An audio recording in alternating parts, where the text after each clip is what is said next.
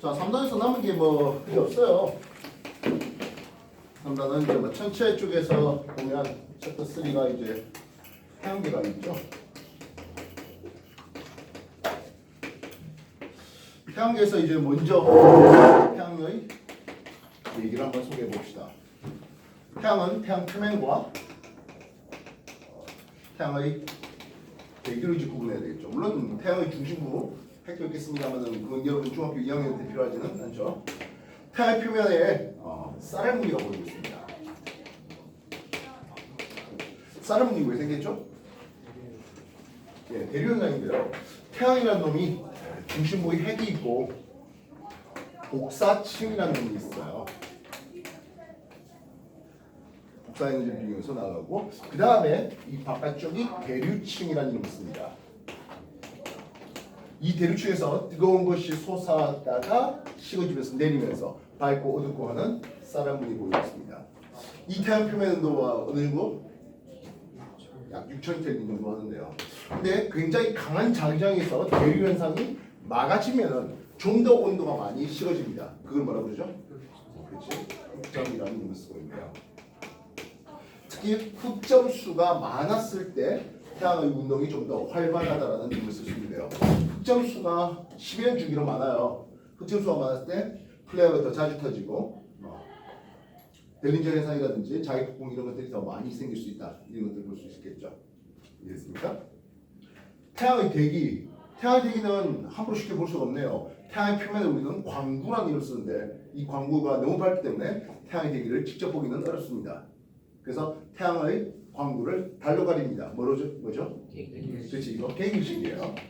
금화일식 아니에요. 객일식일 때 우리가 관측이 가능하고 또는 이 태양의 대기는 우리가 계속적으로 관측해야 되기 때문에 일부러 달과 같은 가림막을 설치하네요. 코로나 스코프라는 이름을 쓰고 있습니다. 그런 것들을 통해서 태양의 대기를 관측할 수가 있는데요. 태양의 제일 안쪽 대기층을 우리는 채층이라는 이름을 쓰고요.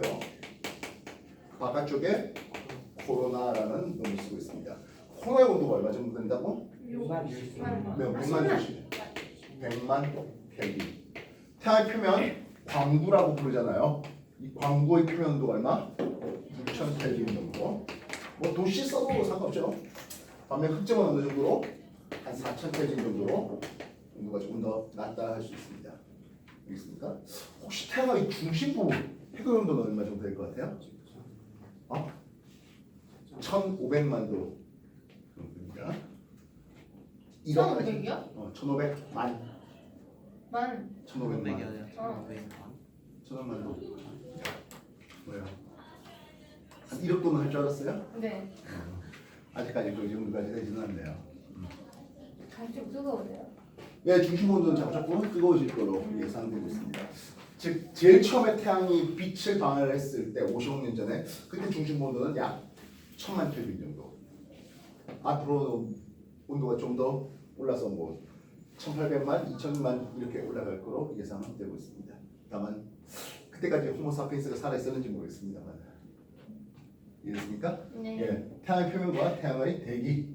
그래서 태양 표면에서 태양 대기에서 여러 가지 폭발 현상이 있죠. 홍염이라든지 플레어 있겠네요. 특히 플레어는 홍염은 되돌아오지만 플레어는 완전히 분출해버리죠.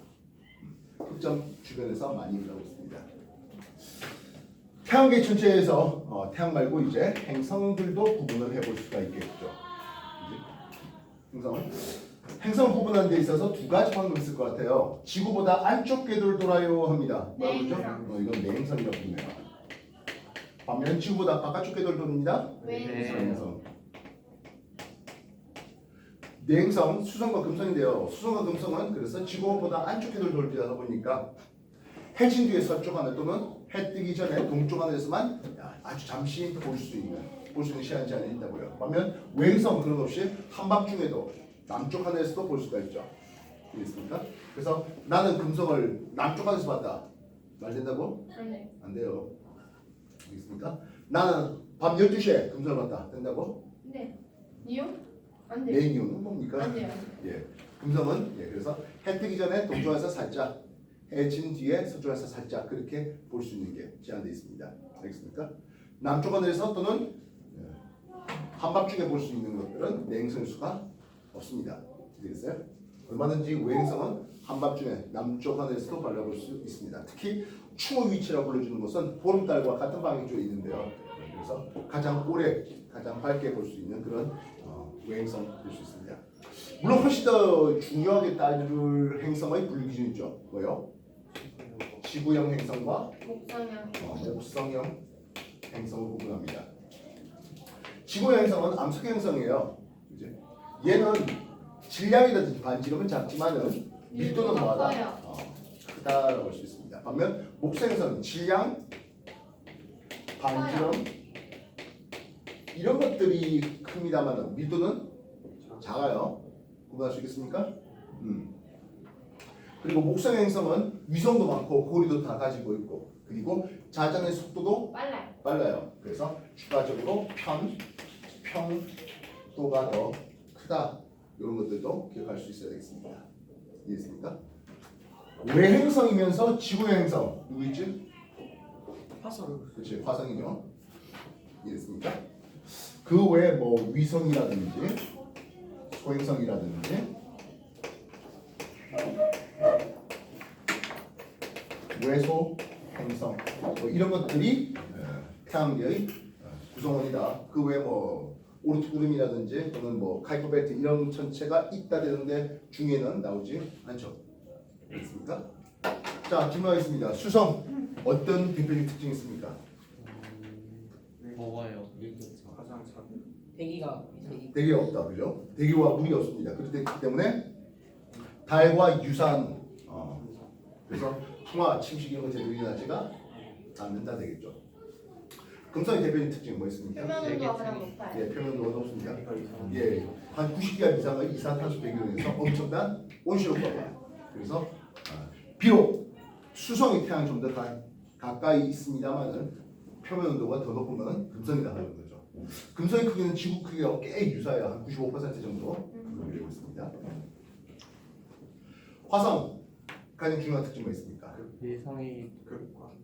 네. 자전축이 기울어져 있어서 그렇게 공전하다 보니까 계절 변화 생겨요. 그 계절 변화를 통해서 극관이 커졌다, 작아졌다는 것들을 보고 있습니다. 극관의 제표는 뭐죠? 이산화탄소랑 예. 그 드라이 달걀 아이스. 그 드라이 아이스랑 얼음. 화성은 굉장히 큰 화산이 있어요. 올림푸스 화산. 높이가 한 20km 정도 됩니다. 지구에서는 그렇게 화산이 높게 있을 수는 없습니다. 지구에 있는 화산은 쉽게 풍화돼 버리거든요.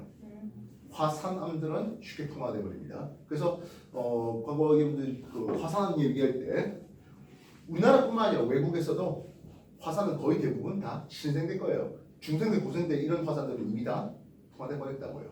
알겠습니까? 그런데 화성은 왜 그렇게 남아 있습니까? 화성의 대기는 한 100분의 1기압 정도밖에 안 되는 아주 옅은 이산탄소의 대기만 있어요. 그러다 보니까 역시 마찬가지 풍화제도 일어나지 않고 아직까지 남아 있고 또한 화성의 크기는 굉장히 작아요. 그 말은 중력이 약해서 그렇게 화산 터진 걸 다시 안쪽으로 끌고 들어갈 이만큼 중력이 좀 부족하다. 그렇게 보시면 되겠습니다. 알겠습니까? 목성의 특징이 뭐 있나요? 가장 커요. 가장 크겠고 대흑점. 가로줄 문질이 있고 대성점. 대적점이죠. 대흑점은 누구예요? 해왕성. 예, 해왕성 겁니다. 토성은 가장 화려한 고리를 가지고 있고요. 토성의 밀도가 0.7 정도로 물보다 밀도가 가장 작은 밀도를 가지고 있습니다. 알겠어요? 목성하고 토성하고 이제 누가 더 위성이 많니 뭐 서로 싸움이 있는데요. 그거는 뭐 지금 여러분한테는 그게 편하지는 않을 것 같습니다. 그죠? 우리가 음양 5행합에서 5행을 쓸 때 수성, 금성, 그리고 화, 목, 토까지인데요. 그러면 천왕성, 해왕성 이런 것들은 어떨까요? 맨눈으로 볼 수는 없어요. 망원경을 통해서 봐야 돼요. 천왕성의 가장 중요한 특징이 뭐 있을까요? 자전축이랑 공전축입니다. 자전축이 거의 공전 궤도면에 누워있는 그렇게 도는 것이 천왕성의 가장 큰 특징입니다. 해왕성의 특징은요? 이런 대흑점 살펴보면 되겠죠. 이해됐습니까? 명왕성은 옛날에는 행성으로 취급하다가 공전 궤도면에 가장 지배적인 질량체가 되어야 한다는 전제 조건을 이제 충족하지 못해서 외소 행성으로 각화시킨 게 명사되고 있습니다. 알겠습니까? 그 외에 구형을 유지하지 못하는 그런 것들은 이제 소행성으로 쓰고 있고요. 이 소행성이 가장 많은 곳은 어느 행성들 사이입니까? 화성과 목성 사이에 소행성이 가장 많이 있습니다. 알겠어요? 그래서 그 소행성 대부분 보면은 뭐 수성보다 더 큰 사이즈, 명성보다 더 큰 사이즈 그런 구형을 유지하는 외소 행성들이 여러 개 있어요. 있습니까? 뭐 세레스 뭐 해석한 그런 놈들이에요. 되겠나요? 그러면 뭐 우리가 태양계 구성원으로서 뭐 전부 다 얘기가 될 것 같습니다. 아까 우택성하고 망원경에 대한 내용들을 좀 소개하는 것 같은데요. 망원경에 보면 주 망원경이 있고요. 파인더 또는 보조 망원경이 이렇게 있네요. 누가 더 시야가 넓어요? 파인더. 파인더 시야가 넓어요. 시야가 넓다는 것은 배율은 작아요. 네, 저배율이라는 뜻이 되겠죠. 빛을 모으는데 올로그랜저로 빛을 모으겠답니다. 굴절 망원경은 이름을 쓰고요. 만약에 오목 거울을 통해서 빛을 모으면 반사 망원경은 이름을 씁니다. 근데 뭐 망원경에 대해서 뭐 가대라든지 이런 중요한 것들이 많이 있는데 뭐 그런 것들은 다 빼는 것 같네요.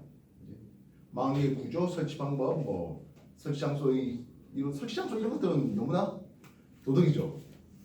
빛공에 많은 데다 망원경 설치해갖고 뭐 전체 발전할 수 있겠어요? 그리 못하잖아요, 이제. 실상 우리가 여기 뭐 하원해가지고 바깥에 봐도 별로 별 많이 안 보이잖아요. 근데 조금만 더 야외로 나가면 쏟아지듯이 많이 볼 수 있습니다. 특히 여름철이다 보니까 여름철에는 우리나라의 중심 방향 그게 뭐예요? 우리나라의 중심 방향 은하수죠. 은하수가 훨씬 더 화려하게 펼쳐질. 알겠습니까? 오투로 가지고 있는 사람은 오투 푸시고요. 뭐 오투가 없다 한 사람은 선생님 나눠줬던 요 프린트로 답해서 풀어주시면 될 것 같습니다. 알겠습니까? 이도 저도 아무것도 없다는 사람 있나요? 어이야 아무것도 없어요? 우택생 나눠준 프린트 다 풀었어요? 이렇게 없어요. 그래요? 자 그럼 우리 뭐 이거를 풀어요. 지금 하지만